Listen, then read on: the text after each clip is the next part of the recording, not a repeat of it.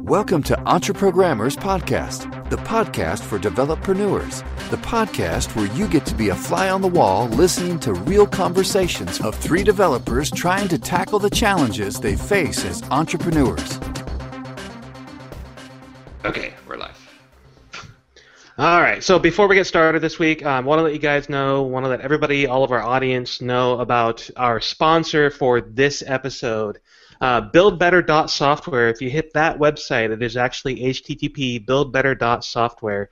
This is an amazing app quality bundle put together with a whole bunch of really great services, including RunScope, API monitoring, Ghost Inspector, functional website testing, Circle CI, continuous integration, Sentry exception tracking, Code Climate, automated code review, Xamarin Test Cloud for mobile app testing, a bunch of amazing services for $1,000 for a year of service with all of these different providers. Honestly, I think RunScope alone is worth this $1,000. I use RunScope pretty heavily in building Signal Leaf for all of my API work. Every time I need to do a webhook from Stripe or some other place, I run it through RunScope because I need to know that I can replay these things and I need to be able to capture these things so that I can more easily debug and work with the APIs that I'm dealing with. Check out this bundle. It's at buildbetter.software, and it's $1,000 to get a year of service from all 6 of these service providers. But you have to hurry because this thing is only available until April 15th. And by the time this episode comes out on April 7th, you're only going to have a few days left to get this bundle. So hurry up, get over there to buildbetter.software, check out this bundle, and pick it up today because it's an amazing set of tools and services for $1,000. That's like 80 or 90% off of the regular price. It's ridiculously cheap to get these things in place. So head over to buildbetter.software, and you'll find all of the information about the pricing, about the services, and the terms and conditions. Cool. And that is an insane deal. The Xamarin Test Cloud is $1,000 a month. Oh, really? A month? Yeah, for the entry-level package. Wow. So, yeah, that is pretty crazy. And then, they list the total price here without the discounts is like $9,312. So that's 89% off to get all this for $1,000. It's insane. Yeah. Yeah, Code Climate will cost you at least that, and I'm pretty sure Circle CI will as well, all on its own. So. Yeah.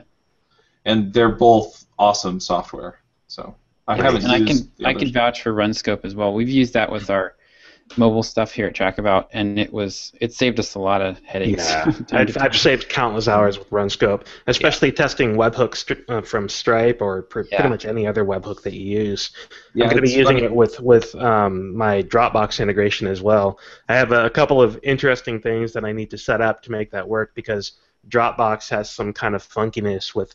They require authentication or verification, I should say, of your webhook endpoint, which has this strange requirement that you need to run an actual webhook, so you can't just dump it into something like RunScope directly. But I've got a little trick that I'm going to try, and if it works out, I'll be blogging this.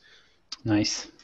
Yeah, it's pretty cool. Not once. I'm also impressed with you, Derick. Not once did you say buildbetter.software.com. Yeah, I know. I was thinking that the whole time. I was like, wow, the fun with the new TLDs begins. It's not .com. It's buildbetter.software. I was actually confused by that address. Right. Because I was thinking Build Better is like a like a subdomain. Right. So, but nope, it's somebody at software. Wondering where. Yeah, I have to say that you were talking about using RunScope for Stripe webhooks, and I was sitting there going, "Man, I've been trying to debug my webhooks for a while." Yeah. Well, there's I might just go do this. You should grab. Yeah, there's this bundle you should totally check out. Yeah. Well, I like the other options in there, so right. It's kind of a bonus, right? Totally. Yeah. Yep. Cool. So what's going on, guys? What's happening? So I was telling a fun little story earlier before we started recording, and I'll repeat it. About a month ago, I had a guy email me with some pretty negative feedback about Watch Me Code, about the site in general. He found the site to be confusing in terms of navigation. He had a hard time finding what he was looking for, and outlined 3 or 4 problems that he was having with it.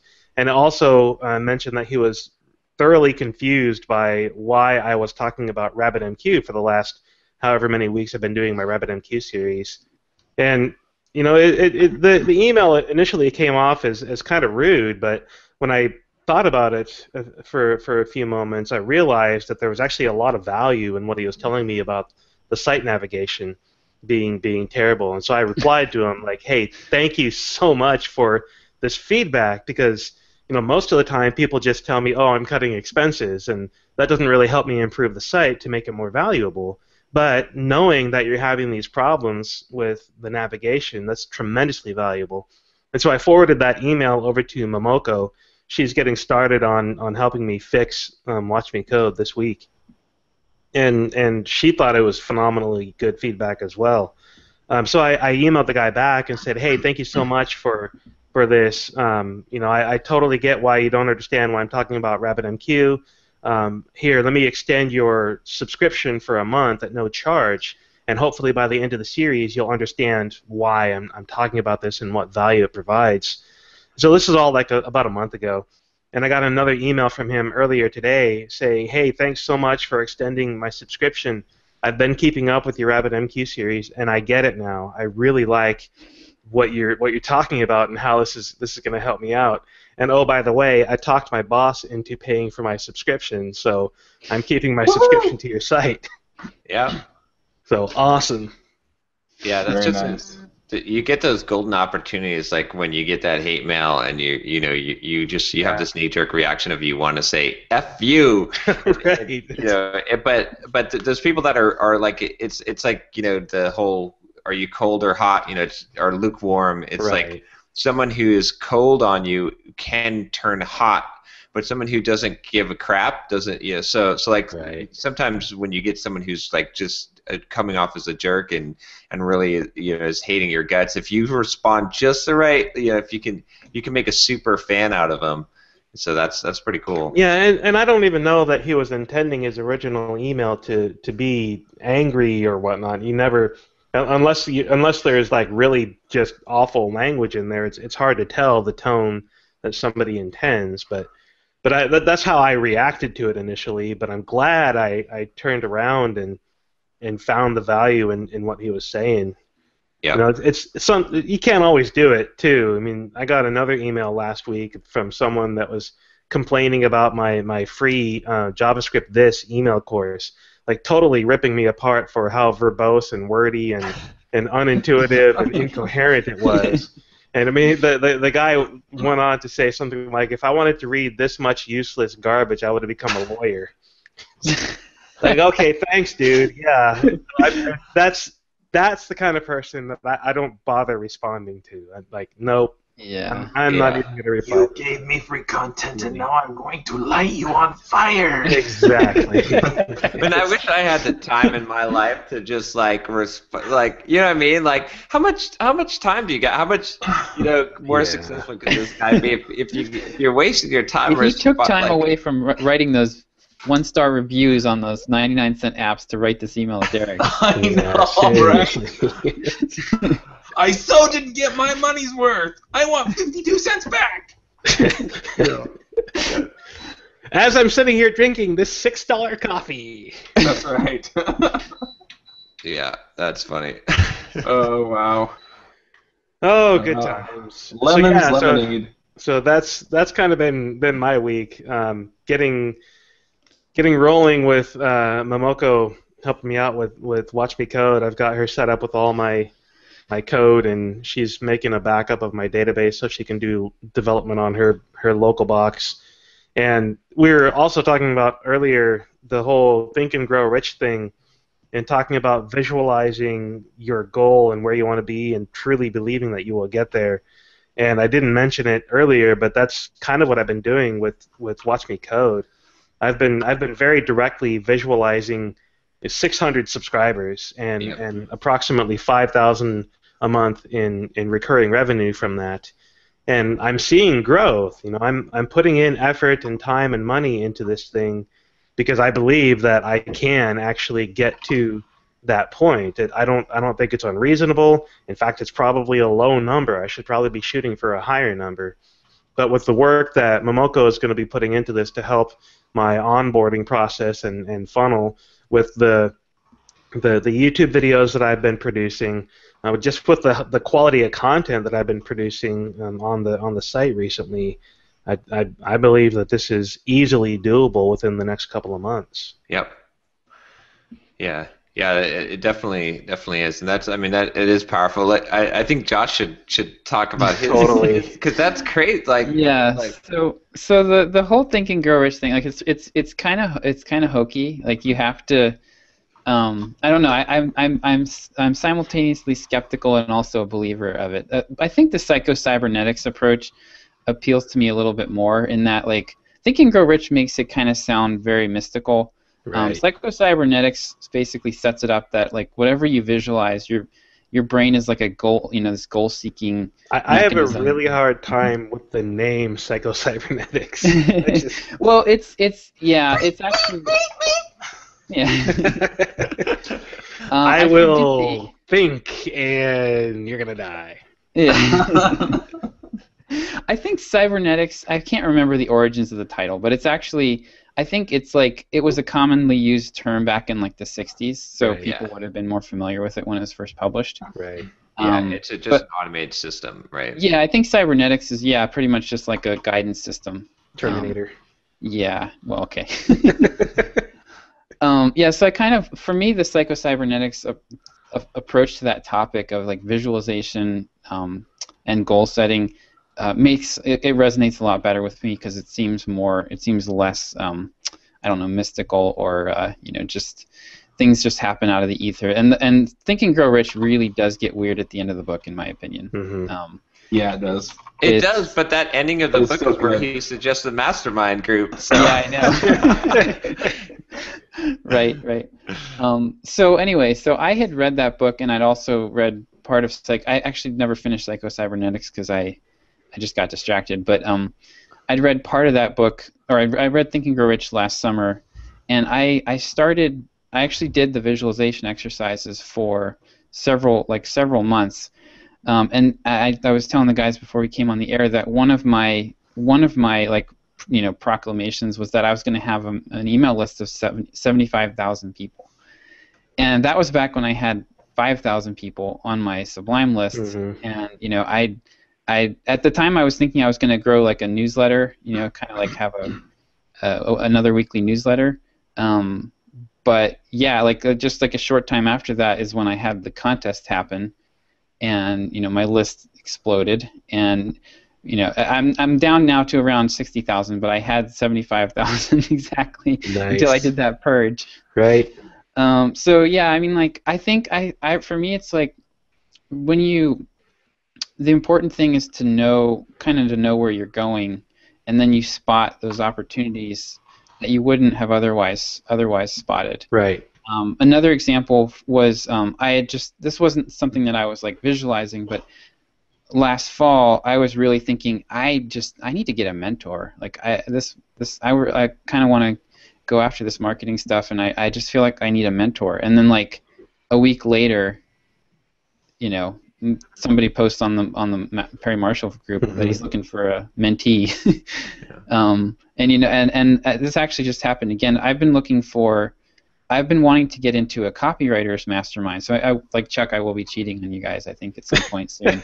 But I've been wanting to get into like a group specifically for copywriters, and I had set myself an email reminder for April 1st to look for a copywriting group because I was busy at the time. Right. And so so I just joined another group, like another forum type of group, and so like March 28th rolls around, somebody posts looking to join a mastermind group, and it was like he just then went about describing basically me, like we want people who are actually doing this and still getting started, but actually doing it and not like just dreaming, and basically described my exact situation right now. Yeah. So I jumped on that. So we'll see. I'm not sure if I'm going to join it for sure, but I'm looking into it. Yeah. See, so I really do think there's something powerful there. Yeah. It's just amazing that for you to actually like I just want to make sure it doesn't escape. Like you know, just the fact that you had visualized 75,000. Exactly hit that. I mean, that's just insane. Like maybe if you hit 50, then be like, okay, well, you know, whatever. But for you to hit that exact number and for it to be so far out there, I mean, it was. I know it seemed preposterous. And actually, well, the reason I quit doing it was that I felt like I was getting discouraged. You know, by like I felt like I wasn't actually buying it as much as I wanted to, and so I kind of quit doing it. And it was just a few weeks later, really, when that happened. So there's definitely some weird. I mean, I was just talking to some guy. You're telling me if I visualize losing 40 pounds next week, it'll happen? Because that's my goal. Wait, no, I wouldn't. There's lots of ways to lose 40 pounds in a week. And none of them are going to be. I'll come over with sharp objects. We can make this happen. But honestly, I think there are a couple of things that you have to consider. I mean, one is that you know you have to have. It doesn't always happen within like that kind of a short time frame, right? Right. You know, 40 pounds 1 week. You know, it just. I don't know how possible it is, but if you visualize being 40 pounds lighter and what that'll feel like, and then your brain goes to work on how you're going to get there, you may get there in a few months. And you know, that's totally doable, it's reasonable, and you know, your brain can kind of fill in the gaps. You know, and it's almost a superpower that we as people have. No, totally. But, you know, within like a week, I just, you know, and so you hear people like, you know, they say crazy stuff.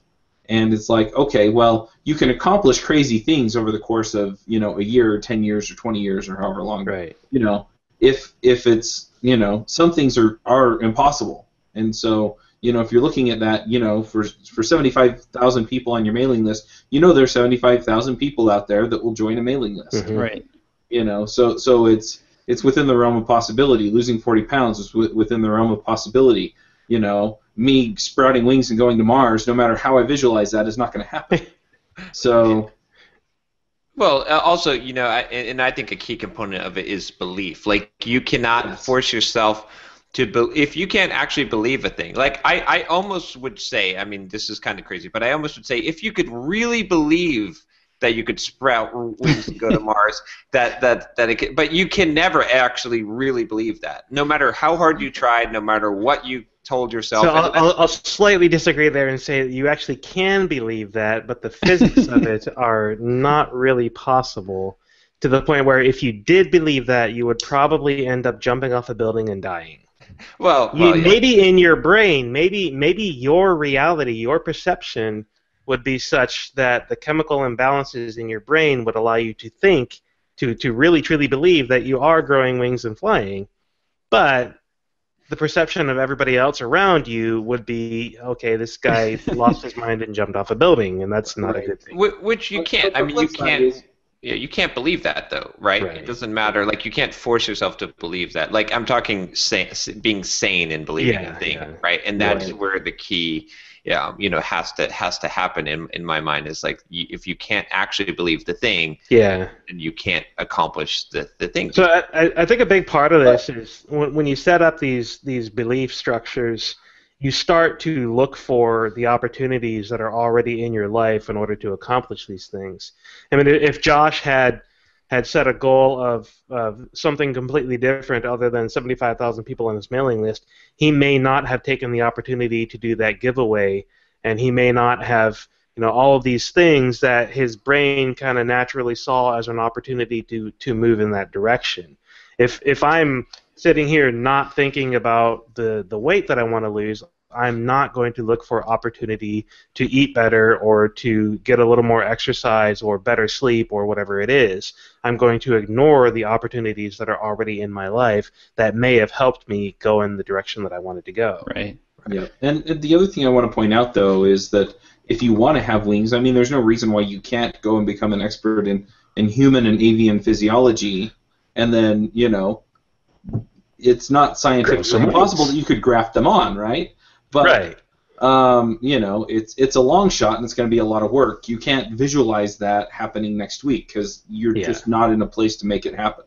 Exactly. Yeah. Yeah. It's interesting too. Like this all like goes to this is all like the law of attraction, The Secret, right? These it's all kind of the same kind of thing, right? And that's where a lot of these ideas came from. Is this idea of like attracts like kind, like if you and it's almost weird because like it's really comes to this belief: if you ask the universe for a thing, and you believe that you will have that thing, the universe will bend it to make it so. And this is, I mean, it sounds weird. Like I'm definitely more on the skeptical side in general, but I've actually come to realize that there is some truth in this, even in the crazy side of this. So let me explain a little bit, because I was actually talking, and there might be a physical actual, as I was talking to this scientist the other day about quantum entanglement. And it's kind of interesting that we're discovering quantum entanglement, that these two disconnected particles can, over a ridiculous distance, we don't understand how this works, can still maintain, connection and state. Right. So you can change one and the other one will change too. Yeah, and our thoughts are based off of our electrical signals in the brain. Like there's a whole and where did that matter come from? And so there's actually potentially something there, but when you look at just this idea of the universe coming to make it so, right? I think there's two components of it. I think it's one, the subconscious, what our mind does and steers us towards that goal, but I think there's actually some truth to the fact that Josh's list was exactly 75,000. Right, his mind was subconsciously, thinking of these bigger ideas and doing that. But there's also something that's a little unexplained with that, and I've seen it and heard of it enough times, seen it in my own life enough times to start to think there might be something there. And like I said, I first came upon Think and Grow Rich and this idea when I've talked to a lot of millionaires and a few billionaires. And every time that I've talked to one of these people, I've always asked them, what is the number one book that someone should read to make them successful? And that book comes up a lot. And so, I mean, I know some of those concepts seem so far out there, but also the other thing to think about with this is everything essentially is thought, right? So in order to do anything, we basically manipulate the universe with our mind. I mean, you can't do anything in life without everything is thought. Everything that happens is created in life and in the world is created from thought. So to extend that a little bit further, to say that your thoughts could actually create reality, or influence reality. I'm not saying that you don't have to. It doesn't require your hands, that you don't have to have systems don't have to come into play. But there is some thinking that when you put a thought out there that it's a lot more powerful than I think that we imagine, and most people have this limited level of thinking, and so they'll be very skeptical of this idea, and they'll never become extremely successful. But I'll tell you, I mean, I did not start becoming I was 15 years, senior software engineer, and when I started reading these books and started this thinking, that's when things started taking off like crazy for me. And I'm actually reading a book now. That's actually the precursor to Think and Grow Rich, if you guys are interested. It's a shorter book. It's called The Science of Getting Rich. Okay. Again, the title's back in the 1900s, right? Yeah. You have to ignore the titles because that was what they were doing to sell books. But the book is essentially, the basic concepts of the law of attract. Like it's one of probably the first ones. Is that Robert Collier? You would think I would know the author. I could look it up real quick. He wrote so Robert Collier wrote one of the earliest copywriting books that's like a classic called the Robert Collier Letters book that I'm actually reading right now. But one of the things he wrote a ton about this. I think he wrote a book called The Secret. That was one of his first books that he got that was really successful. Okay, that might be. I mean, The Secret is kind of based off this, right? This is all kind of this law. This is Wallace D. Wattles who wrote this. Okay. But it was in 1900. I think it was 1905. It's published. Yeah. But Napoleon Hill read this book. That's where he came up with this idea. And I mean, again, this is stuff that if you would ask me about any of this stuff 5 years ago, I would have said you're crazy. This is bull crap. Like total, I would have been total skeptic of this stuff. But again, it just keeps on showing up in all these super successful people. And like you said, Josh, what happened to you, and then I know that what happened to me, and I don't know, I can't explain it, but I do know for sure that if you powerfully imagine something in your mind and you believe it to be so, the chances of that happening increase a dramatically, ridiculously high percentage, and it eventually happens. How that happens, like I said, I can maybe throw up my arms and say, but I can go back to saying that everything we do in life is thought. Every manipulation of the universe comes from thought. Nothing changes in the world without thought making it so. So yeah.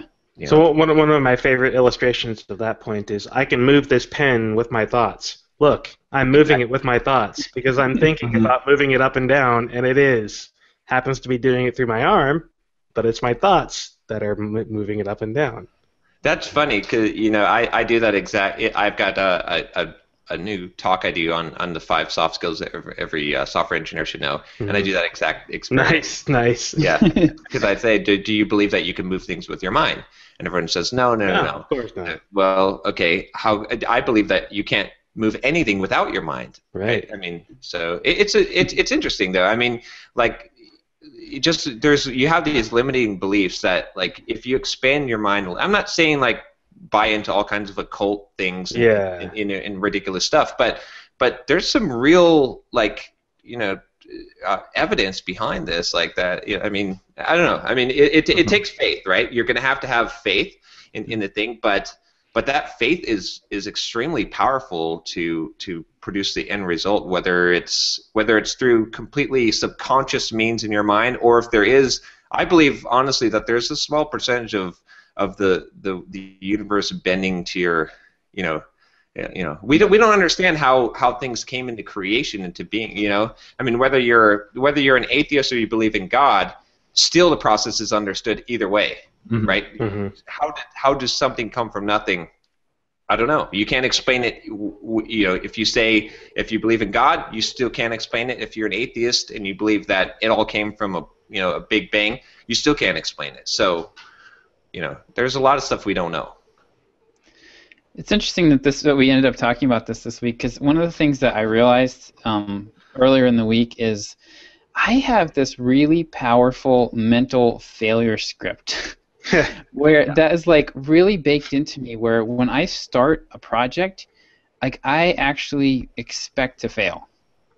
Really? And yes. And it hit me because like I've been just some of the copywriting, I'm trying to think what triggered this, but it was like one of the copywriting projects that I picked up lately.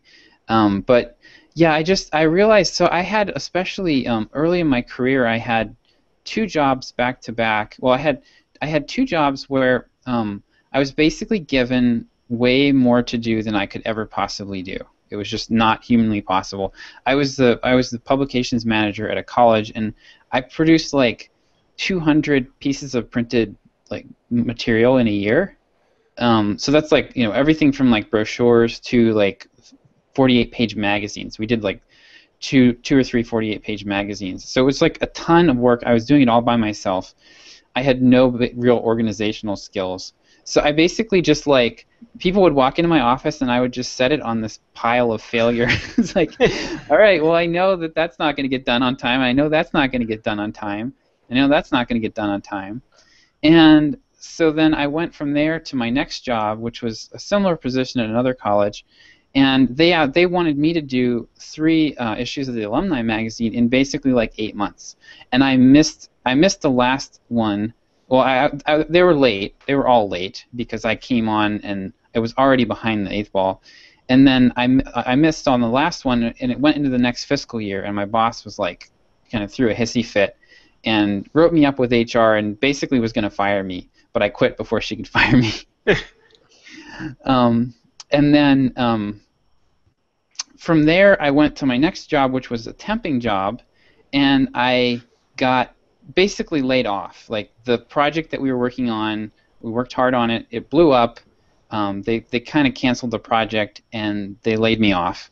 And then I was unemployed for 6 months, and then I got a job, and then the project that I got put on was like a 1.5 year long death march that failed. Right. So I realized like I have this like history of projects, and I just expect that they're going to be late and that they're going to fail. And so I bring that into every project that I take on now. Mm-hmm. And that's really not healthy. So what I'm going to be trying to do, so I was tackling a new project this week, and it was really stressing me out because I was basically expecting that it was going to be late and I was going to fail. And so I'm going to try to start projects now by spending a little bit of time visualizing a successful outcome. Yeah. And like writing it out. This is what this project will look like when it's completed successfully. This is how happy my client will be with it. I'm just I got to work to reverse that because it's just really saps a lot of energy. But you want to be like high energy when you're starting a project, and for me it's like this fear. It's just terror. Oh, go ahead. I've been reading a book lately. Well, it's not a book, so I got it off Audible. I think it's actually a kind of a tape lecture series. It's called The Magic of Thinking Big. Yeah, that's a great. Yep. And he talks of it is The Magic of Thinking Big by David J. Schwartz. Yep. And the thing that's interesting that with what you're talking about, Josh, and what we've been talking about up until now is he talks about a lot of these concepts and then gives you strategies for compensating for the negativity and for the the erroneous thought processes that you have and things like that. And most of them are pretty simple, and it is very lecture series-ish, 90s lecture series-ish, with all the sound effects, boom, boom, boom. And anyway, the content's excellent, and if you can kind of get over the presentation a little bit, and part of my brain was going, it can't be that simple. But then you start thinking about it and you realize that it is that simple, and that you can think of instances in life where things have been that simple, where you've kind of stumbled through that strategy and it just worked out. And so I'd recommend that to you. I would, I'd like to check it out. Can you send me a link or? Yeah, I got it off Audible, so I'll send you a link there. And then. So I have a question for John directly. How do you find time to read all these books? Okay, so that's a good question. So so here's my basic process, right? So whenever I'm working out, I have Audible in my ears. Okay. At 3 times speed. Okay, so a lot of it is audiobooks and 3 times speed. And then every night I walk on the treadmill for 45 minutes and read the entire time. Okay. So that's basically how I end up getting through most of the books. So, and I work out. Now I'm running for an hour 3 times a week. Right. Right. And anytime I'm in the car driving somewhere, in fact, even when I'm driving to the gym, when my wife and daughter are in the car, I've got headphones and I'm listening to an audio because I was like, I'm wasting all this time, just driving around. So that's basically what I do. I actually listen to a lot of, if an audiobook is good, I listen to it twice as well.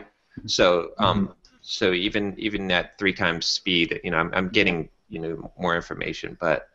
Yeah, I was doing that similar thing too with Audible, and I don't go to the gym. I don't drive in my car. I don't really go anywhere. I work. So I just haven't been. Yeah, the last time I had an Audible subscription, I was listening to every spy novel I could find. I had a 2.5 hour drive each direction, 5 days a week. Nice. But yeah, I hit around 50 books a year, so probably. Wow, I hit like 5. I need to count how many books I've read this year because I'm probably on course to do about 50 this year. This year, Some of them are fiction, I'm on track to do 1. I've bought a countless number of books from you that you guys have recommended, and I think I've read like half of 2 or 3 of them.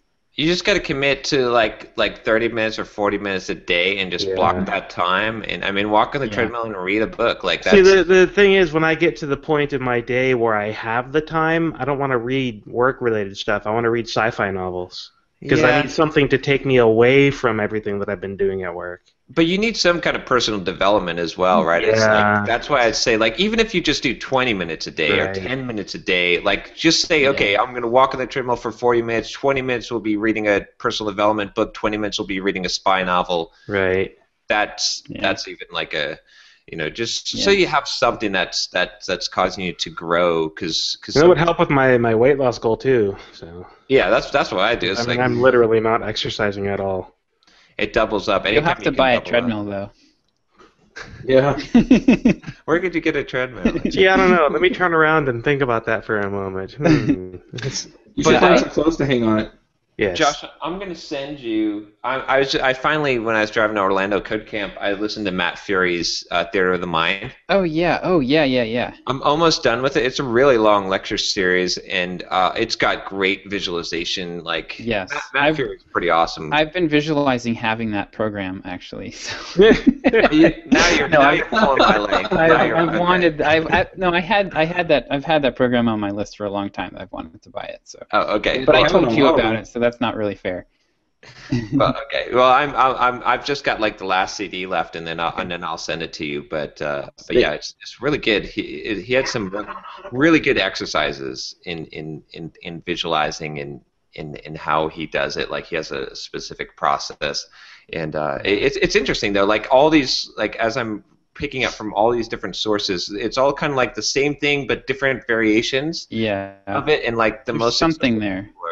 Yeah, and one of the big ones that overcompasses everything too, which, to get a little bit more or less out there, is the attitude of gratitude. Mm-hmm. It's like the most successful people are the people that are thankful all the time, right? And it's like that helps you set up this, like, in fact, in that old book I'm reading, the Science of Getting Rich, there's like a huge section on gratitude, and he talks about, like, it's part of it is like just having these positive thoughts, like thinking about riches, thinking about wealth instead of poverty, thinking about health instead of sickness, thinking about, right, and when you're constantly thankful for what you have, it keeps your mind on the positive thing. And that's what, wherever it's like, wherever your head goes, that's where your car steers. It's the same kind of concept. It's like, as long as you're constantly being thankful and having gratitude, you're keeping your eyes in the right direction, which is positive, which is forward, which is good things,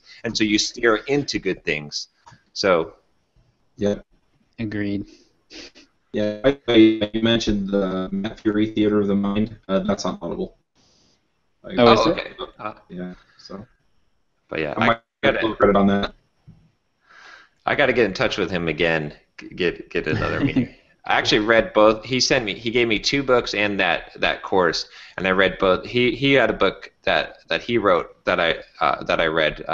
I guess I told you guys about that. But there's also this little novel that Maxwell Maltz wrote called The Renaissance. Okay. And it was like, I think it had limited published runs, and what's his name? Not J. Abrams. Dan Kennedy. Dan Kennedy republished it. And because so it's interesting too. Matt Fury, he basically, like, Dan Kennedy took over the Psycho-Cybernetics Foundation, and then Dan Kennedy handed it down to Matt Fury. So Dan Kennedy's he's a really well-known copywriter and direct marketing guy, and actually, what got me thinking about my whole little thing about this mental failure script was reading an interview with Gary Bencivenga, who's like the world's top copywriter. He's retired now, but he's like, a multi-billionaire, and he basically the same thing. It's funny, like, all these top copywriters are really into Psycho-Cybernetics. Yep. So I want to drive us really quickly. We were going to talk about the retreat. Yeah. So so I had some unavoidable life circumstances come up, and I can't do it that weekend now. So we were talking about it, and we're tentatively looking at the middle of October. Yeah, like the 16th through the 19th. Yep. Yeah. So we're all checking and possibly clearing our schedules. We'll see if those dates work out. But your timetable just moved up. So if you want to come and retreat with us, go and what's the URL for that, Derick? I think it's EntreProgrammers.com/retreat 2015. Yeah. Yeah. So EntreProgrammers.com/retreat2015, all lowercase, all one word. And we'll sit down with you and visualize in your mind you getting visualize $millions. going to someplace warm and sunny with, friends and good discussion and how awesome it's going to be. Because it's going to be. Yeah, I think it's going to be pretty awesome. That URL will get you onto our mailing list for this retreat. And we will start sending out information on this soon. We should probably send like an initial email to this list soonish, especially now that we know we're going to be changing the date. But we're looking for around like 1,200, I think, 1,190 something or other for ticket prices, and then you'll have to pay your own airfare as well once we announce where we're going. But we will provide the 1 meal a day. Totally, 1 meal a day. How does that make you feel? That's great. Well played. Yes. Yeah, and while we have... Chuck, you're all staticky. You're siloning on us here. No way. Yeah, every time, man. You're making it up. You want me to record this and play it back? Cause... Oh, wait. It switched my audio input. There we go. Oh, okay. Better. It switched it to the Logitech camera that I'm talking into right now. So. Yeah, you've been on that the whole time because it sounded terrible until just now. Oh, gee, thanks. That one for his kidnappings. That's like when you go home. You're out all night and you've got broccoli in your teeth, and then you come home and you're like, "Oh, I had broccoli in your teeth," and somebody's like, "Oh yeah, I didn't want to say anything." Yeah, that was there all night. Yeah, that was there all night. And on that note, I just want to divert into kind of a mid-roll push for our sponsor. That's the App Quality Bundle. You can get it at buildbetter.software. And like we said before, it's a full stack set of tools, covers continuous integration, testing, monitoring, mobile apps, web apps, APIs. It's just great stuff.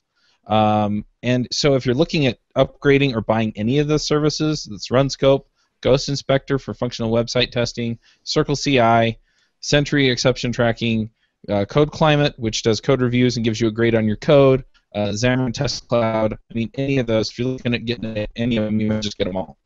Yeah, and if you're thinking about one of them, it's worth buying this bundle because you're going to save on even just that one that you wanted, and you'll get all of these others with it. Yep, and things like the API monitoring, exception tracking, the continuous integration. Those are kind of critical things anyway for a successful software project. So it really makes a lot of sense. $999 for 1 year for all 6 services. The offer ends April 15th. So when this comes out, you're probably going to have about a week. So you probably want to just go and get it so you don't forget. And that's at buildbetter.software. Awesome. Nice. This is the all commercials episode of EntreProgrammers. So I know, right? So let's do a commercial for John's course now. No. Yeah. No, I think I think I might have lost a little credibility, but I don't care. It's like, well, John's kind of crazy now. Not only does he pirate stuff, but he eats 1 meal a day, and he believes that the universe will bend to his will if he just thinks it to be so. Totally. So, Let's get into your view on government taxes. No! Stop. We're done. Okay. Now. Yeah, let's not. But so you were talking about the email thing, and that reminded me. So I have the episode campaign set up for all of the shows, and Adventures in Angular is up to. So mind you, I set all these up about a month ago. Right. Okay.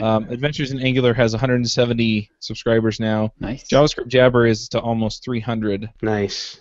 Ruby Rose is a little over 200. And then the other thing that I did with email was the Dev Box Club. I sent out the email with the survey in it. I think we talked about that a while back. The open rate on it is 69.9% at this point, and Nice. I sent it out yesterday. That's Nice. incredible. That's great. The click-through rate is 41.4%. Also Wow. good. Unsubscribes 1.3%. Yeah, figures. And I've gotten about 10 emails back from people saying, "So you're really going to do this?" Nice. All right. Those open and click-through rates are phenomenal. Yeah. That's incredible. So I've had 112 people take the survey. Nice. And I took you guys' advice and I added a field for where are you? Right. And then the subtext is if you want, please put in your full address. Otherwise, I at least need to know what country you're in. Right. Yeah. And about 75% of them I have full addresses on. Nice. Awesome. So I don't know if I'm going to do any direct mailing, but yeah, I have the option. And most of the folks on there, by that I mean the vast majority, like 90% of them are in the U.S. Yeah. So what you might consider doing is getting some DevBox Club stickers printed up and mailing a couple to everybody that gave you the full address. Ooh. That would be that would be like this huge instant super fan list of people. Yep. Yeah. Well, the other thing is, and I should bring this up, I just got tapped to come and fill a spot that they had open up at RailsConf. Nice. Oh, nice. Of course, that's in like 3 weeks. It's the week after MicroConf. so my wife and I had a little chat. Uh-huh. Is it okay if I disappear for 3 days, 2 weeks in a row? And yeah, she was fine with that. But the thing is that I can go out there and I can promote Rails clips. Right. Yep. And I can pass around the DevBox Club stuff. Mm-hmm. But the other thing is that I figured it out. I have enough Sky Miles and stuff to where between that and the honorarium for speaking, I can pretty much go for free. Nice. Nice. So anyway, so it all worked out nicely there. So yes, I'm going to be in Atlanta in about 3 weeks. So. Atlanta. Yeah. Eat some. What was it? I can't remember now. There's some local food I had last time I was there that I can't remember what it is now. Fried okra. I don't know. Some whatever it was. There's like a million peaches there, so just cook some fruit. That'll be the fruit that you send to people. Peaches for me. Yeah, totally. buy a whole bunch of peaches that you can start mailing to people. So peaches come from a can. They were put there by a man in a factory downtown. So I have to write a talk now because I kind of put that off. Right. But, yeah, so I have to write the talk and get ready to go. I'm going to have to also get a bunch of stickers for Rails clips. One thing that I'm kind of wondering about is for both MicroConf and RailsConf, I don't really like the business cards that I have. I'd like to get better business cards. Mm-hmm. Does it really matter what they look like or what I have on them other than just how to find me? Nope. I got a bunch of business cards from the conference I went to, and I looked at them, typed in the email address, and threw it away. Yep. So, as long as it's presentable and looks semi-professional, I would just use them up. That's my take. All right, I will just do that then. Yeah, I mean, I've got hundreds of business cards from past jobs. I still have some sitting on my desk. This is from 6 years ago. This is from 2 years ago. I mean, I still sometimes give out these cards because they're the right shape. I just scratch out the information on them and write down the current stuff because nobody cares about the design, the look, all that stuff. They just want the information. And they'll write down my email address, my phone number, or whatever, and then throw the card away because who cares about the physical card? They just want the information. Okay. I will just take my old cards then. Yeah. You should make some EntreProgrammers business. We totally should. Yeah. That would be awesome. Yeah. But yeah, I've got all kinds of stuff that just happened this week. It's pretty funny. Nice. I got approached by an online magazine called Gentleman Genius. Okay. I don't think that magazine is what you think it is. Yeah. I went and looked, and it didn't look risque to me. So anyway, I guess they try and promote interesting things that folks are doing, and they want to promote Rails clips for like 3 months. Wow. Oh, wow. So that's pretty awesome. So yeah, so I was like, okay. They're like, yeah, we have like 31,000 subscribers, and I'm like, if you had 3,100 subscribers, I'd be happy, Yeah. Seriously. Yeah, and then so that was kind of fun and interesting. And then I was also interviewed for the Debossified podcast yesterday. Okay. And so I told a bad boss story, and then we talked about my journey into I get it. entrepreneurship. Sorry, I was in print publications for so long. Like debossing actually has a meaning there. So, right. Oh, right. Yeah, I was going there. I was like, okay, graphic design, printing, what? Yeah. Sorry, a little slow on the uptake. No, it's all good. But yeah, so then he has a rapid fire, like 20 questions that he asks, and then the last part of it is you talk about some area that will help other entrepreneurs. So I talked about building an audience and nice podcasting and blogging and stuff. So it was really awesome. I have no idea when it comes out. Yeah. But that was fun. And then I got the Ruby Remote Conf website up. I've had one person register so far, but it's not till June, so I'm not shocked. And I just set the regular price. I didn't do any early bird stuff on that. And I had somebody approach me about doing an Erlang remote conference. Nice. Interesting. Okay. So that's for not the 8 my people interested in Erlang, that would be awesome. There's a couple of Erlang podcasts out there. There's like 2 or 3 of them. Yeah. This was Zach Kessin from Mostly Erlang podcast. There you go. Yeah. And he's like, I've talked to a whole bunch of people, and everybody's getting excited about it, and they want to know when it is. So can you help me do it? You know, it actually, I mean, it seems like, there's not going to be enough, but the people that are Erlang are seriously Erlang, right? Yeah, they're going to be psyched up that there's something for them. Yeah. There is no non-serious Erlang. If you're even remotely interested in Erlang, you are hardcore Erlang. I dabble. It's a special form of Stockholm Syndrome, is that what you're saying? Exactly. I mean, it's worse than JavaScript. It's... Yeah, but he wants to do Erlang Elixir, and I'm kind of starting to think that I might try and do one of these conferences like every 2 months, because if they make remote conf as a service, man.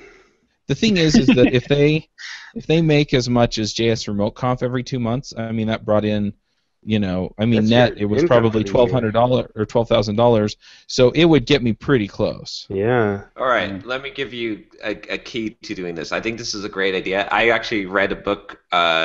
One of the books I read this week was called EMyth Revisited. Oh yeah. John, you have to give your advice at 3x speed here. Totally. So it was pivotal in my thinking, and this applies directly to you with this, because you're doing something that technically doesn't scale, right? Because it requires you. So one of the key things about that he said in EMyth was this idea that you basically build a system for your business so that it's almost like McDonald's. You have a standard operation manual, and you have a process for everything, and some brainless high school student could come in and execute on it and run your business essentially. As he called it, a turnkey business. And if now that you're doing a second one, on this second one, I would spend the time to document the process, exactly the steps of the landing page, of all the various things that need to happen, and the rules and how they should be done, right? As if you're creating a standard operating manual, even though you're doing it right now. But if you could do that, right, then you could actually just get to a point where once you have that fully documented, you've done 2 or 3, maybe 4 of them, and you have you hire someone to do that, and you basically could be minimally involved, and they could basically run the show for you. Right. And then it scales. Then it's you can start working on something else while that thing is going and just generating you money. And as a bonus to that, once you have that documentation, you could get yourself ISO 9000 certified. I worked at a manufacturing company for a number of years, and we spent 2 years literally doing exactly what John just described, documenting everything so that anybody from the company could walk in day one, read an instruction manual, and do their job. Yep. That's what ISO 9000 is. It's a total flip for me, because I was thinking, remember a couple episodes, I was like, I want to have entrepreneurs in my company. Yeah. Nope. Sorry. I just figured out what I actually want to do is have, like, I want it to be swappable. I want to have skillless people. Oh, not, you know what I mean. But sorry, but Doug. I want You thought you were an entrepreneur. Sorry, man. Well, I'm actually transitioning, like, from some of Doug's stuff to a VA. Yeah. Actually, because of that, not because I think you want both. I think you want both. Yeah. Like you want people To at the run top, your business for you, but then you want people at the top who are the ones coming up with the ideas and are the entrepreneurs, and then you want to quickly take those ideas and turn them into systems. Right. So you're right, but at this stage, there's not room for the. Yeah, you're the entrepreneur right now. Exactly. Yeah. What Michael Gerber says in the EMyth Revisited, he says, like, every person has, like, these three components, like the entrepreneur, the manager, and the technical worker, right? And so it's like usually most small businesses, they fail because it's the technical worker in charge of the business. Yeah, you tend to get businesses that are all one of those three categories, and then because people hire people like them, and you got to hire for your weaknesses instead, and so you end up with companies that never do anything interesting, or like try to do all this stuff and never get anything done. Yep. Yeah. But ultimately, yes. I mean, that's what I want to do. I want to be able to say, look, the next conference is going to be on Angular, and then they just take everything and they deploy the website. They contact all the speakers. I may give them some guidelines or a list of people I want to have speak. But I mean, that's the extent of it. So they contact the speakers, they get them all lined up, they get them scheduled, they get everything else set up, and then I just show up for the conference and MC. Yep. Yeah. So there's I know a guy here in Waco. He runs a website called wacoboard.com, just spelled like it sounds, WACOBOARD.com. It's an advertisement site. It's this ridiculously different advertising websites where anybody that knows anything about advertising and marketing would swear up and down that this idea would never work, but this guy's been doing it for like 10 years. Makes really good money at it, and franchises this to other people around the country, very, very much exactly like we've just been talking about. He has this down to a science. He knows exactly how to go and get people to pay for the ads that show up on these various boards for the different cities where people run them. He has instruction manuals. He's got it written down so anybody can start one of these things. Pay the licensing fee, get the training from this guy, get all the instructions, and go out and follow this instruction manual and be incredibly successful with this. Yep. And he makes a ton of money by franchising this out to other people and then getting a percentage off of what these other people are doing for income. Yeah, and that's exactly. I mean, that's exactly how McDonald's became. This is his whole business. I mean, this literally is his job. Is just selling advertisements on these websites like Waco Board and then franchising his business model to other people. Yep. Yeah, and I really dig the idea too of going to like some big name in the Python community, right, and saying, hey, do you want to make some easy money? We'll do the conference, and we'll pull the trigger. Here's what you got to do. Here are the three things you have to do, and I'll do the rest. And then I 30%, but I don't even have to show up. Yep. Exactly. Yeah, you don't even have to show up. Yep. Yeah. In fact, Rob Walling and Mike Tabor with MicroConf, they have a full. I believe. I mean, I could be wrong, but I remember hearing that they have a full-time person that runs MicroConf now. That they've systemized it to the point where they've got this guy, and he basically, does everything. They essentially just show up. Right. Yeah, I got an email from him. Did you still want a ticket? Yes. Yeah. But yeah, it's totally like flipped my head around. I mean, I was talking about the essentialism, last time, right. and this combines perfectly with it because it's like you can go in. I like the visualization in the book of, hey, you want to come see my business? Okay, well, let's go, and I'll unlock the door, and let's take a tour, and you can see how these systems all work together, and this thing, it's a turnkey business. It's just running, by itself. and that's essentially. It seems like, well, you couldn't get to there with Simple Programmer because that's all about John Sonmez, but I think that it totally can get there. Yeah. I think it can get to that point where, I mean, there's certain things that I have to do. I have to create YouTube videos, but even blog posts. Like I just got a comment from someone this week that was like on someone else's blog post where they found Simple Programmer, and they're like, oh, when I first went to Simple Programmer, I thought it was just like one of those like just a generalized programming site. I didn't realize this was John Sonmez's personal blog, that he was writing all the artars. Right. And for someone to get that impression, I was like, well, that's great because that's like a personal branding fail, but also a win. well, that's where Professional.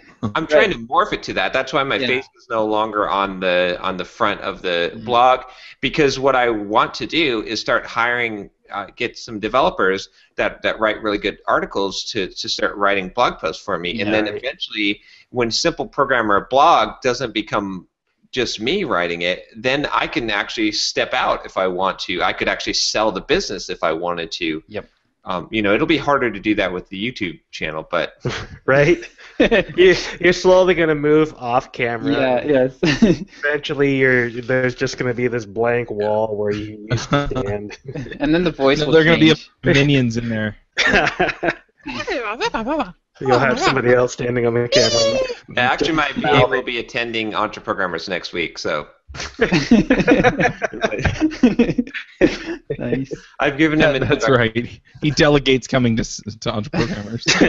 but one of the interesting things, again, I really recommend that book, that EMyth book. It's written poetically too. It's an interesting read as well. But one of the interesting things he talks about is the idea between, he calls it abdicating versus delegating. Mm-hmm. And abdicating is what like a lot of small businesses do, where they say, okay, they hire someone who's going to run it for them, and they like find someone extremely talented, and they basically say, okay, I'm doing too much in my business, so here you go, Joe. Joe is now, and they rely on Joe to make decisions and to essentially run the business.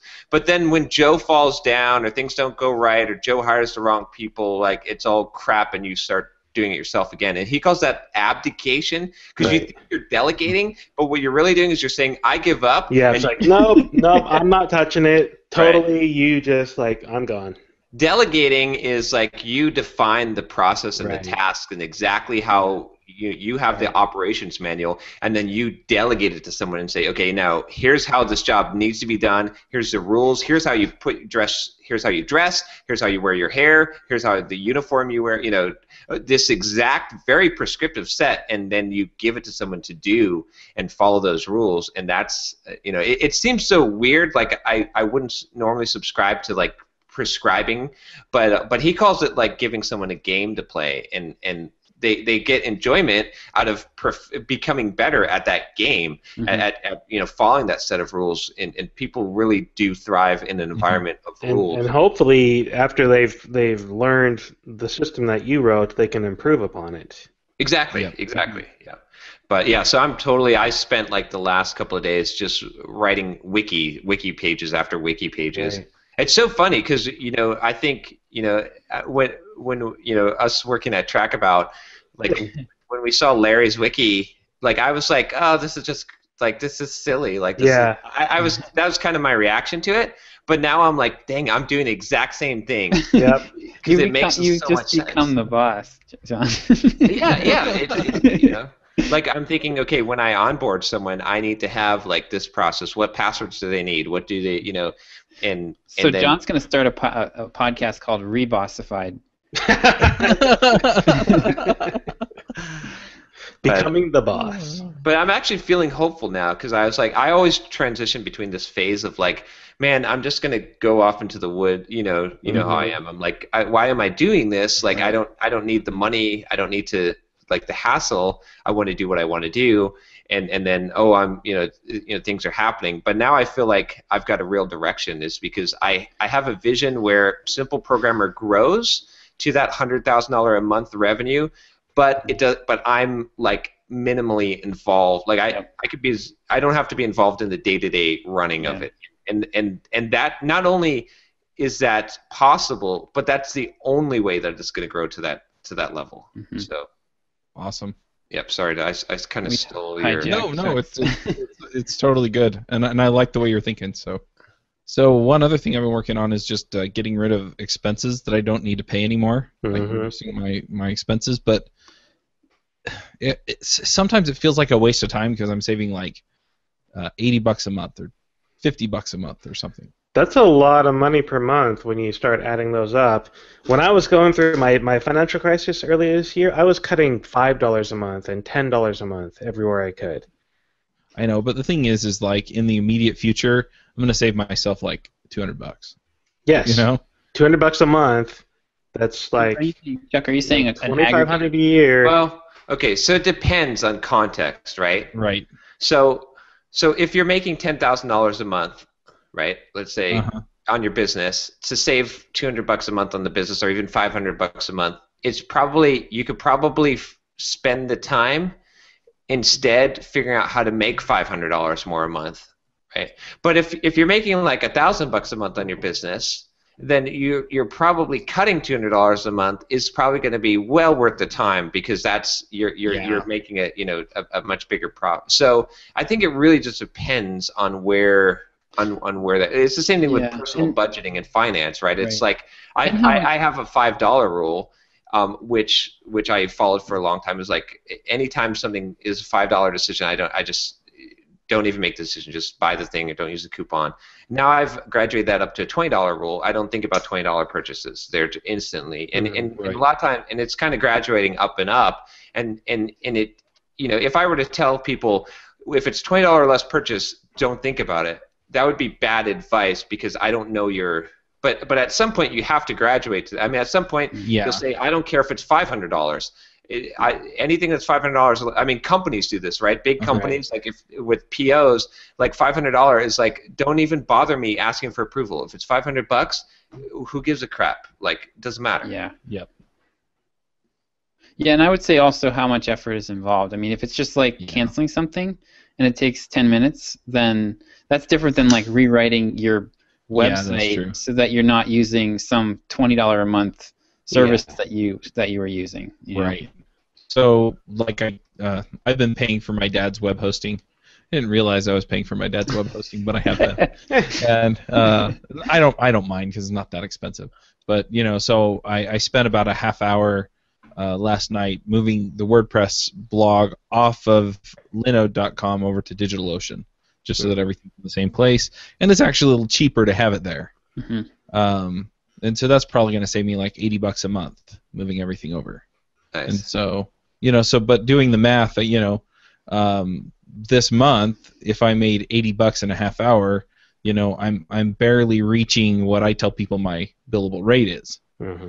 And so, if I do that to save $50 a month, then I'm starting to think, is it worth it or not? That's $80 a month. Right.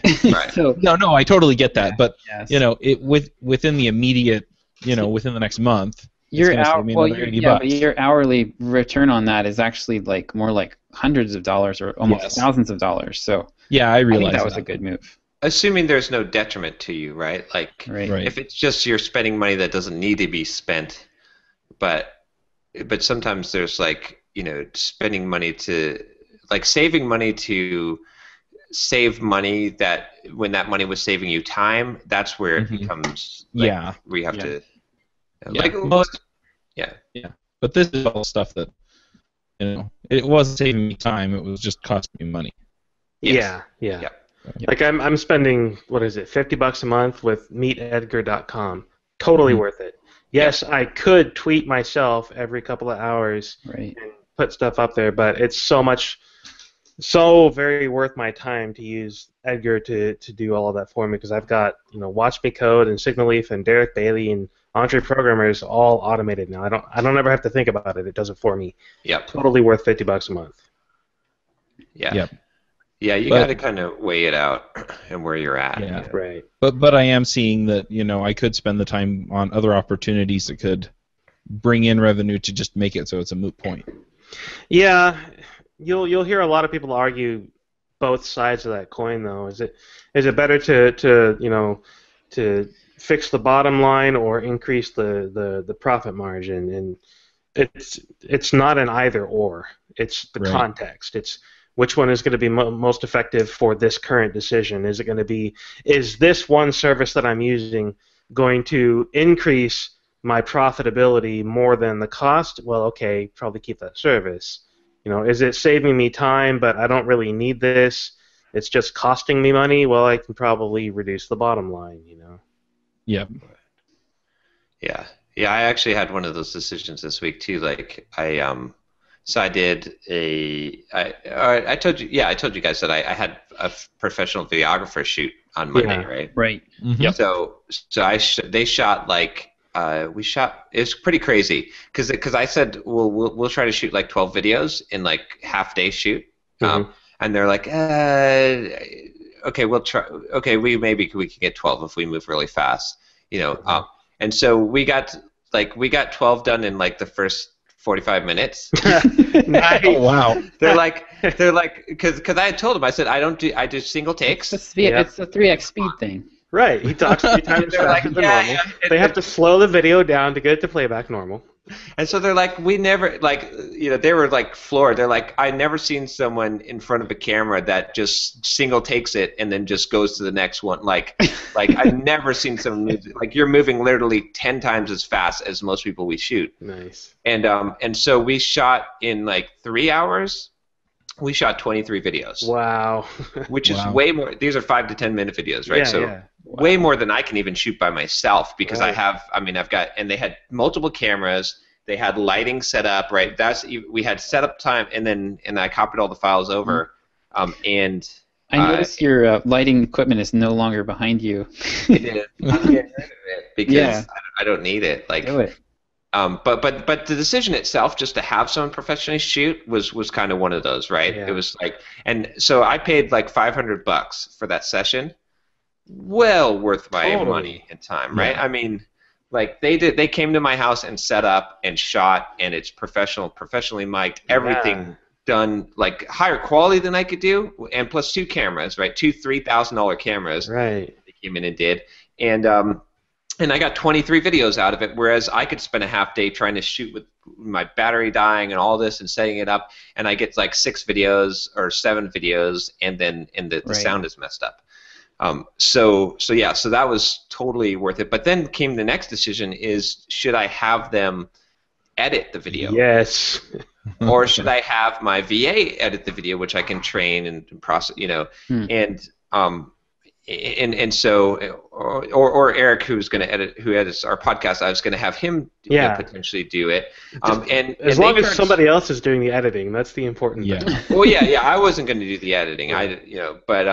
But I mean, and they charge more per hour, like 4 to 5 times, maybe more than that, than I would pay a VA. Right. But it'll streamline the process. It'll be a better quality result. It's like I started debating. I was like, it's going to come to like with the package deal. It's like for just shooting the video would be like $300 a month is what it'll end up costing me, or $400 a month, and having them fully edit it would cost me like $525 a month on average. So it's like it came to like $150 a month decision, and I'm like, why am I even thinking about this? Right? It's like because otherwise you're gonna have to coordinate the editing. Right. Like you're gonna have to get the files to your VA.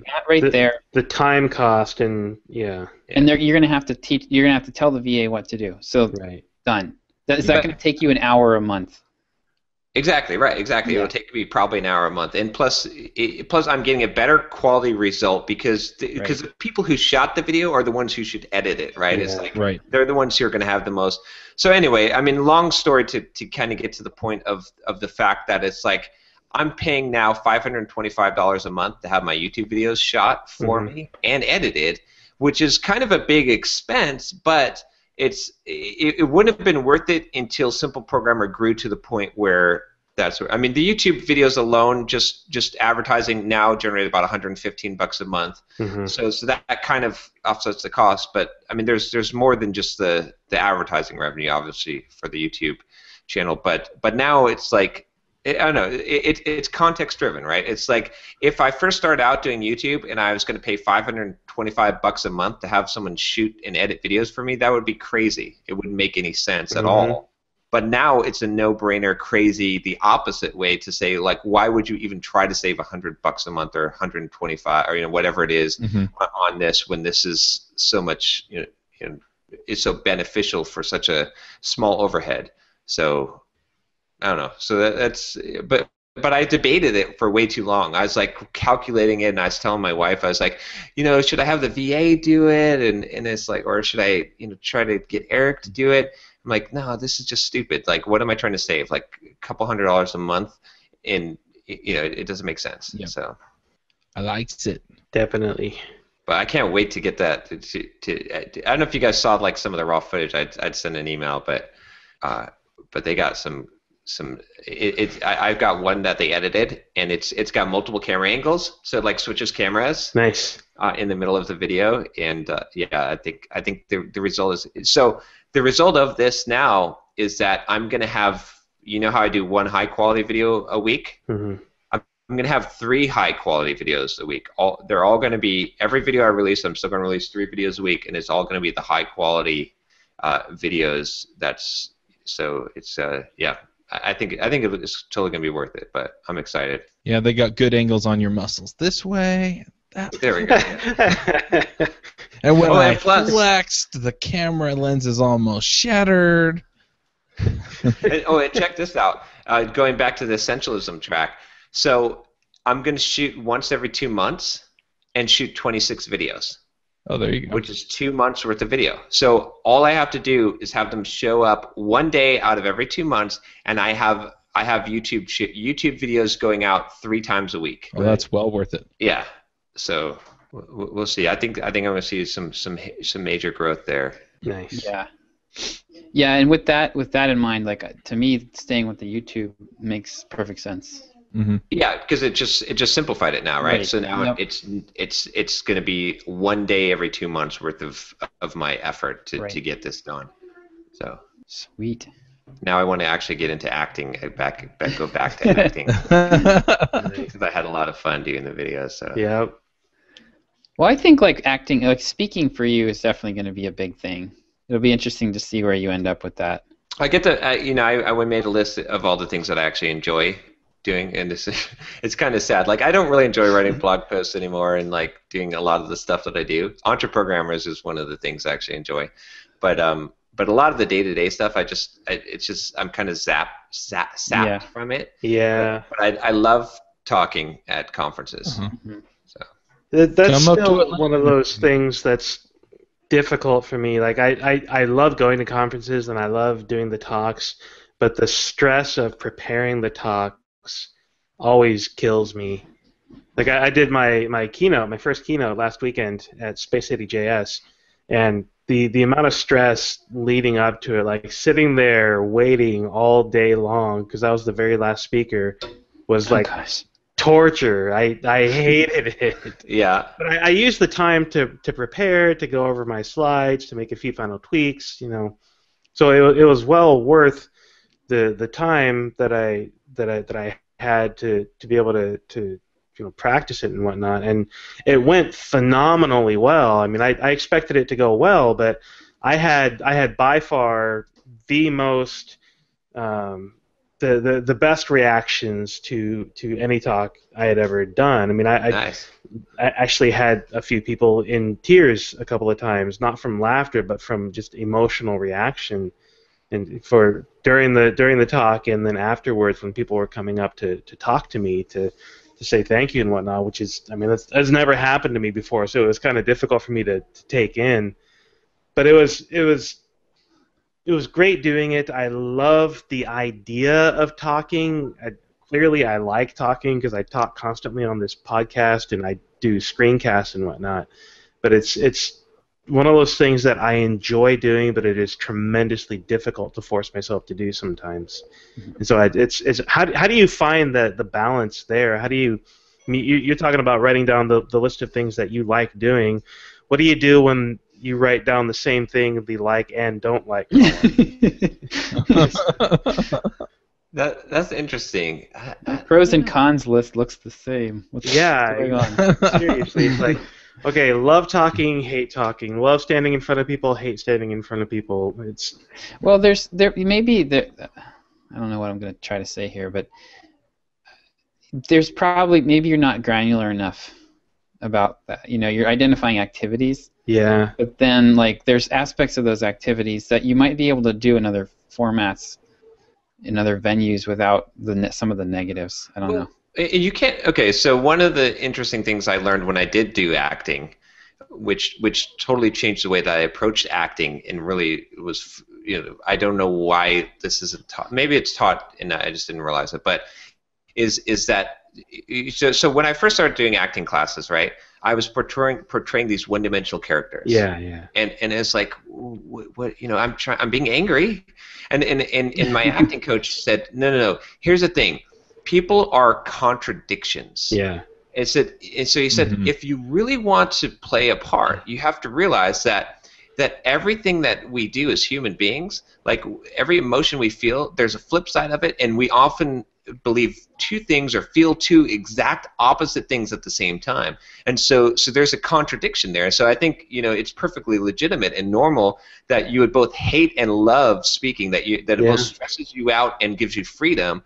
Like and that's the truth. Like you've discovered a truth about yourself that's a fundamental truth that I think a lot of people would just try and categorize it into one thing or the other. But yeah, to some degree you can't escape that. But I think the fact that polarization exists within you is something that it always brings energy to it. Yeah, totally. Excitement and nervousness are the same thing. And so I to me that's a good, like, the things that make you jacked, those are the things that you should do. Right. It's like it's kind of a silly example, but I used to play Magic the Gathering, and I play that competitive. It was one of the things that I enjoyed still to this day more than anything else, with just that competitive. And I hated it because I get so nervous and just felt so. But that feeling of competing and doing that thing it got me jacked up. Right. And so that makes it enjoyable. So I don't know. That makes sense. I think that what you said about contradictory emotions was a big part in the reaction that I got in my talk, because the whole talk was 5 stages of developer grief, and it was repurposing the talk I did earlier in March from Winnipeg, and I changed it from 5 stages of entrepreneurial grief to all about to more of a focus on developers in general and the problems that we deal with open source projects and corporate life and a little bit of entrepreneurial stuff. And I think just going through the human side of software development the way I did and talking about the emotional states that we roll through really struck a chord with a lot of people in the audience. Yeah, that's awesome. I can't believe that you moved people to tears at a developer conference. I know. That's awesome. Like, developers have emotions? I know. Don't tell anyone. I had 3 people give me a hug afterwards. There were multiple people that said they were moved to tears, fighting back tears. One person hanging out at a bar afterwards seriously started crying while she was talking to me about how much she enjoyed the talk. I mean, it was incredibly humbling and moving, and I kind of didn't know how to respond to all of it. I was like, wow, it's because nothing like that's ever happened with any talk that I've given before. That's awesome. I guess the response is give it more. I guess a good talk. I need to do that talk more often. Hopefully. Yeah. I mean, I like to say that I record all of my talks whenever possible, so that I never have to give them again. But I might actually have to do that one again. Yeah. And I've had a lot of YouTube watches of that talk as well. So I recorded both the one in Winnipeg and the one in Houston, and the one in Winnipeg at the beginning of March, it has 386 views. Oh, I'm sorry, 307 views. And the one from last weekend, less than a week ago, has 386 views. Yeah. Wow. So, is there anything you could do with that with Watch Me Code? That's a good question. You've touched and I mean, I think that's like one of the things that's very obvious to me in hindsight is that like this type of thing. This is why the make money online. This is anything that gets to that raw emotional level is going to be so much more powerful. I mean, if you look at like anybody that's got a really successful product business, they typically start out with like, I'm focusing on some technical little thing, and then now I'm showing you how to make money with that technical little thing, and you kind of move up the hierarchy of needs. Yeah. And I think you're hitting that here, and that's John's tapped that for sure with his course. So there might be a way to do some of that, and you can do really like when you have that type of product, you can do really powerful things with your emails and your blog posts, and it just resonates a lot more than talking about some very specific coding problem. Yeah, which I'm doing similarly with my weekly emails. Been doing for a while. You know, when the very first email that I sent out on a Wednesday was, referencing the death of a well-known developer and all of the wonderful things that people were saying about him.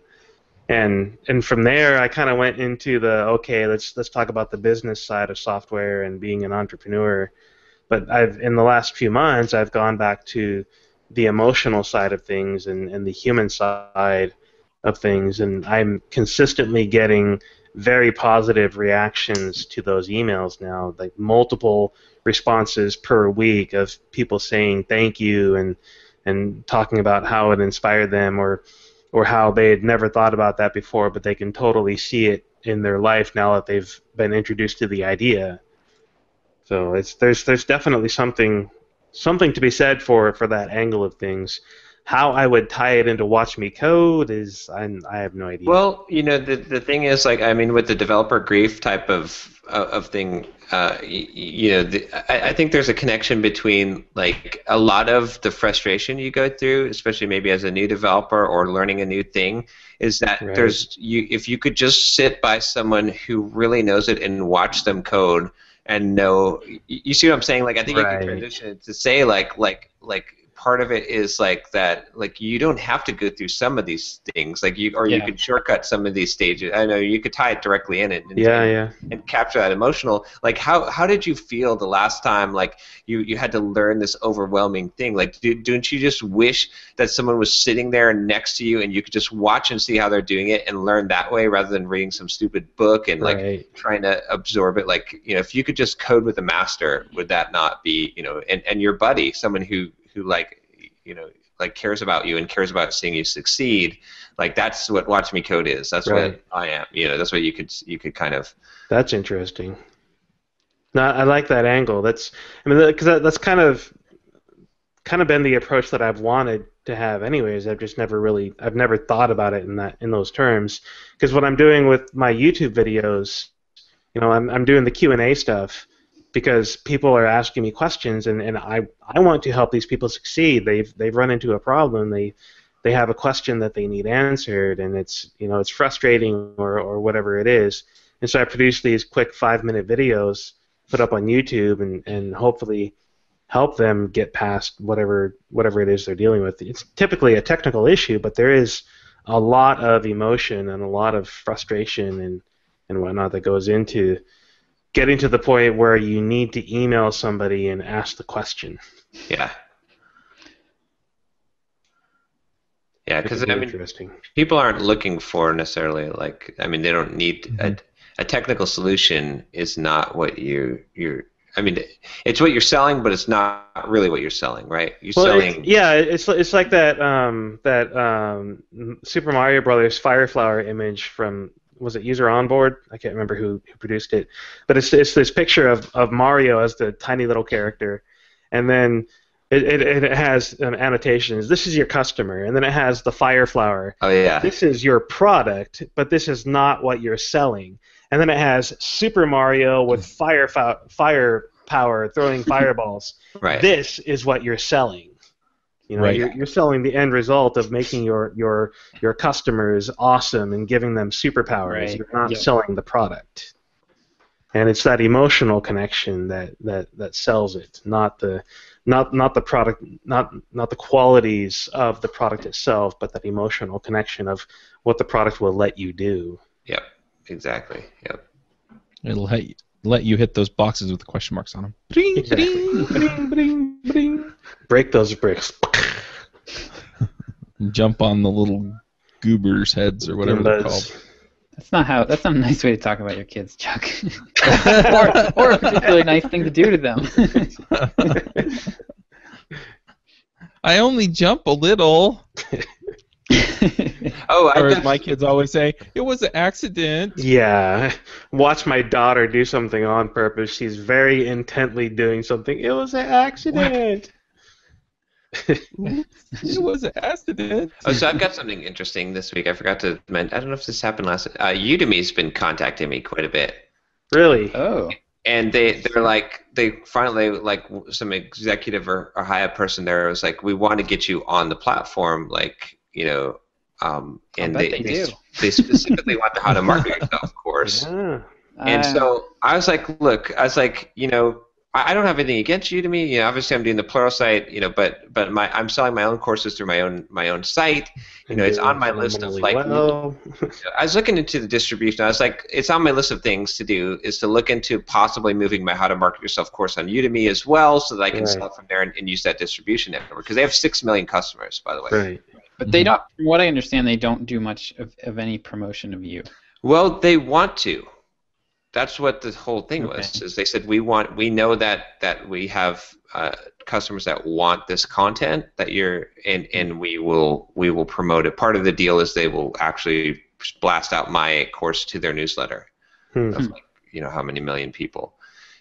So I basically said, look, here's the deal. If you do it all, like, I don't have time to put together a Udemy course. I've got other things to do. But if I give you the material and you have a team of people that will put it on your platform and publish it and do all of that work, then yes, we could probably work something out. Are they going to price it the same way? So they're going to break it up into pieces, and I think they're going to price it initially like at the same, but they might do some discount sales. I mean, ultimately, I think the bottom line is it'll probably sell for less there. Right. In general, but it'll be pieced up just smaller. So it's not a lot less. And it might just be the video content and not the books, or maybe there'll be a couple of books thrown in. Mm-hmm. So essentially, like their pretty price point is $29. Mm-hmm. Okay. And then I would get 50% of that. Okay.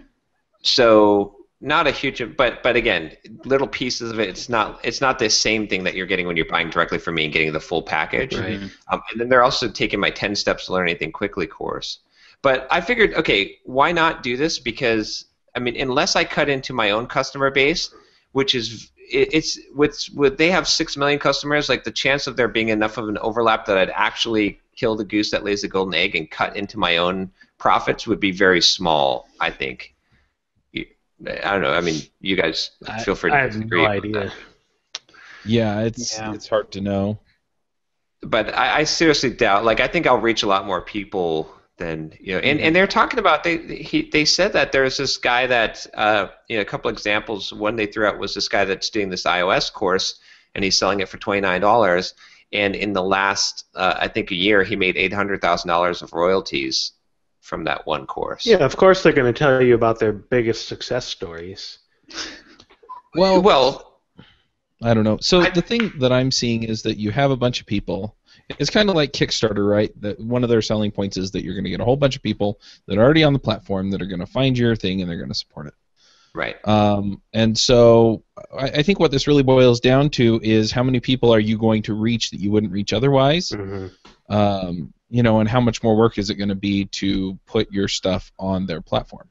Right. And so I've reduced this work to almost zero. Like, I had to cut the clips to shorter clips, right, which took me like a day worth of work, and then I handed everything to them, and their production team is going to take it from there.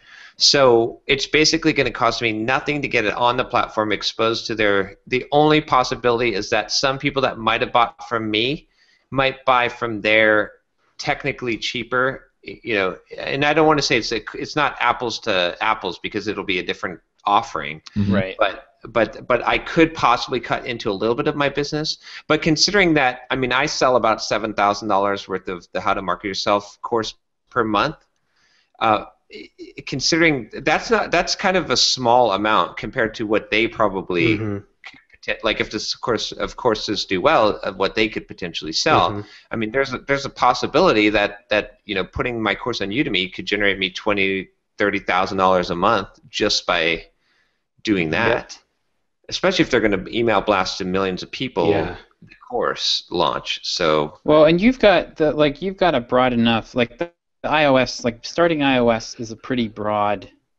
That's a broad-based course, so they've got a lot of potential customers. Yours is broader. Right.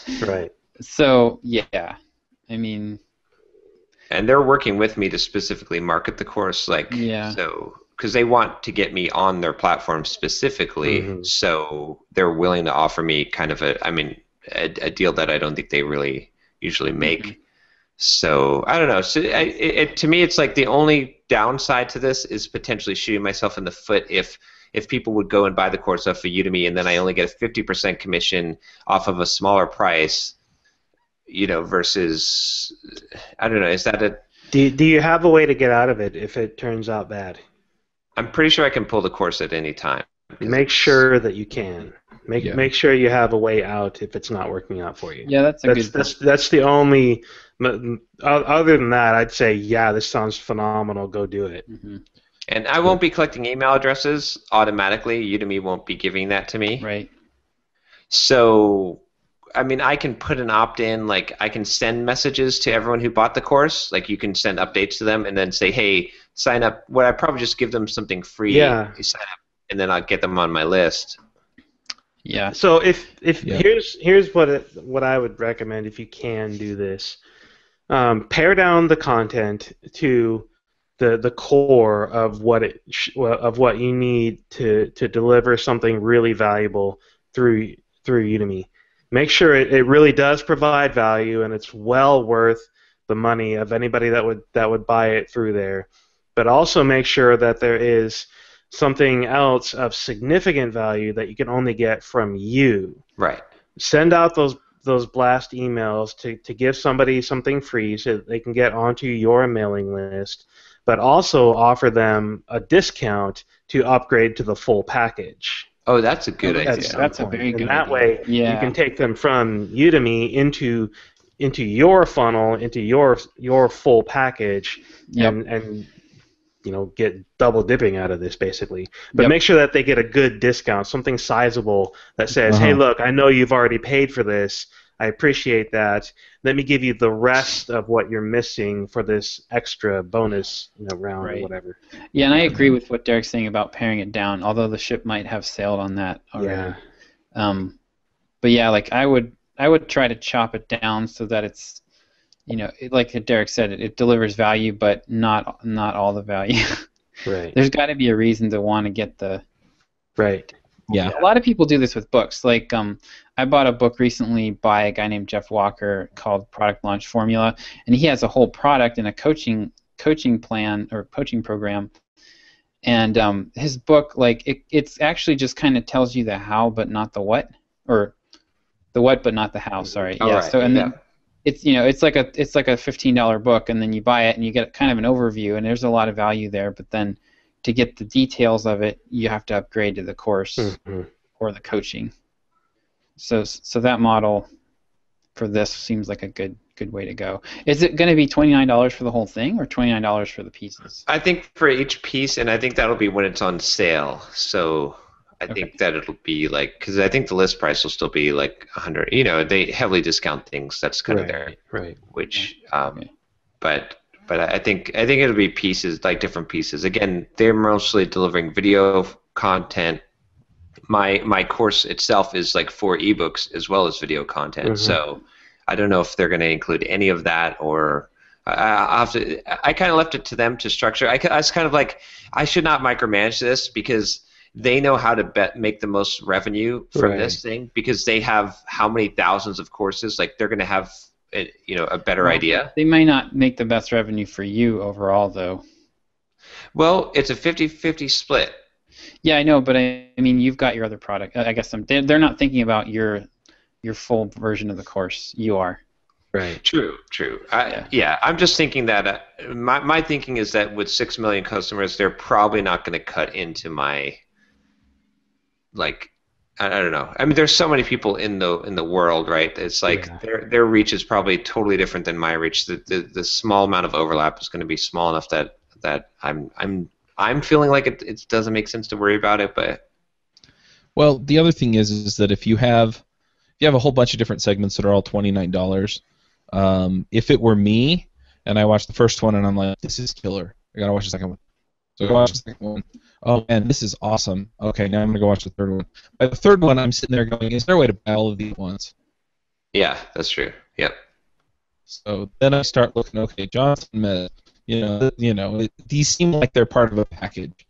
And then I find your course and then I email you and I say, I've already spent like $100 on Udemy, and then you're like, okay, well you can have it for $100 less or something. Yeah.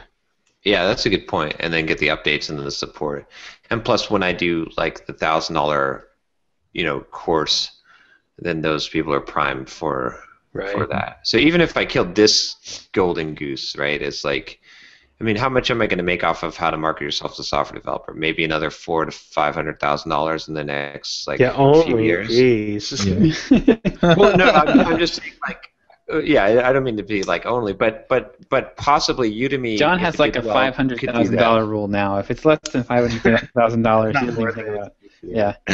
But possibly the Udemy opportunity could be worth that in 1 year. Oh or yeah, 2 totally. years by itself. Right. So then, if you do, even if it killed the goose that laid the golden egg, wouldn't it be better to have that money quicker? Right. Right. And then have a bigger audience potentially that you could reach, and then sell. And then you sell a $1,000 product to that bigger reached audience. Right. So. Yep. Well, my wife needs to come in here, so she might be banging the closet doors and stuff. Okay, I think we probably should wrap up. All right, so before we wrap up completely, I do want to give one more shout out to the app quality bundle at buildbetter.software. I know we've talked about it a lot already in this episode, but seriously, guys, this thing is amazing. So if you're looking at any kind of packages that would be provided in here, like Circle CI for continuous integration, Sentry for exception monitoring, Xamarin Test Cloud, Code Climate, for automating your code reviews, RunScope for API stuff, which I use constantly. I love RunScope, or Ghost Inspector. This is well worth the $1,000, the $999 price tag that they have right now, and that price tag is only good until April 15th. So you got to get out there and get this purchase made fast so that you don't miss out on this opportunity. Yeah. Did you get a tax refund? I've got a great idea. Yeah, seriously, tax refund. I mean, how perfect is that? You're probably going to get a fairly sizable tax refund as a software developer. Here's the perfect opportunity to take that tax refund and turn it into something phenomenal for the products and services that you're trying to build. Yeah. I love it when the government gives me free money. Yeah, right. No. No. That's how it works, right? I wish the government was still giving me back my money. Yeah, there's that. We're skirting dangerous territory here. Yes, we are. All right, so let's politics, skirt that and go straight to our topic of the week. So who's got the thought of the day? Thought of the day. That's right. That's what it is. Thought of the day. So I've been listening to this Magic of Thinking Big, and one thing that he said that really struck me was he basically said that the antidote for fear is action. Yeah. Yeah. And we could have a long and deep discussion about that, but it really just stuck out to me. If I'm looking at something, it looks scary, I start working on it, immediately I get context around it that makes it a whole lot less scary. Right. So for me, I think it would be build relationships first and foremost. That's a big part of what I talked about in that presentation I did at SpaceCityJS. And it's a hugely important aspect of your life because all the things that we do, all the things that we build, and the things that we're trying to sell and make our lives from are kind of meaningless without the relationships that we build. Because without those relationships, we wouldn't know what to build. We wouldn't have people to build for. We wouldn't be able to connect to our audience and the people that we're trying to sell these things to. Yeah. Relationships are critical, so build relationships first. Yep. See, I would say I've got a quote here that it's from William Arthur Ward, and it says, "The pessimist complains about the wind, the optimist expects it to change, the realist adjusts the sails." Nice. So Awesome. yeah, Nice. adjust the sails. Yeah, I've been stressing out the last few days because I started a client project. It's the VSL. So I got a client who has a VSL website, or not VSL. He does explainer videos, and so he's given me. I basically have asked him for a ton of information about his business, and I'm going through all that right now, and I'm feeling really, really overwhelmed and like not sure. Like there's so much to do for this guy that I am having a hard time figuring out where to start, and so I keep telling myself break it into pieces and then fix one piece. So that's actually something I kind of learned from development. It's been really positive. Is like you just you can't take this whole requirement. You have to just start with one tiny little piece of it. So break it down into small pieces and work on the small pieces. Yep. Totally. All right. With that, I guess we're out. Yep. All right. See y'all next week. Yeah. Take care. see ya. Wanna start a business but you just know how to code? Listen to John, Josh, and Derick as we figure it out. We are the EntreProgrammers and we'll teach you straight up to be developreneurs.